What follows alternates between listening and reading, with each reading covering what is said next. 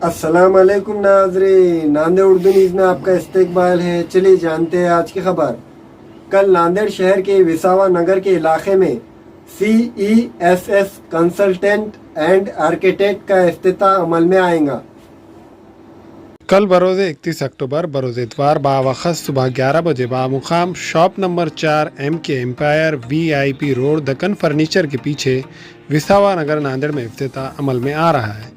CESS में मौसूफ executive engineer Mohammad Jameel, Abdul अजीज़, मोहम्मद इस्माइल की खिदमात दस्तयाब रहेंगी।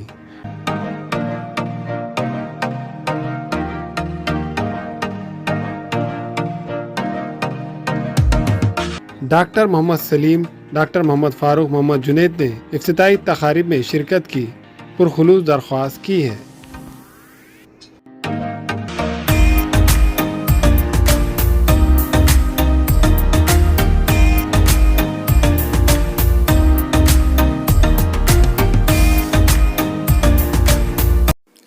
हमारे यहाँ फर्नीचर, पलंग, सिंगारदान, सोफा सेट, अलमारी, dining table, fridge, computer table और दीगर कंपनियों के फर्नीचर दस्तियाब है। एक मरतबा तशरीफ लाकर खिदमत का मौका दे। प्रोप्राइटर मौलाना शबीर साहब, deluxe furniture mall and home appliances, fruit market के सामने, माल्टेगरी रोड, कामठा, नांदेड़।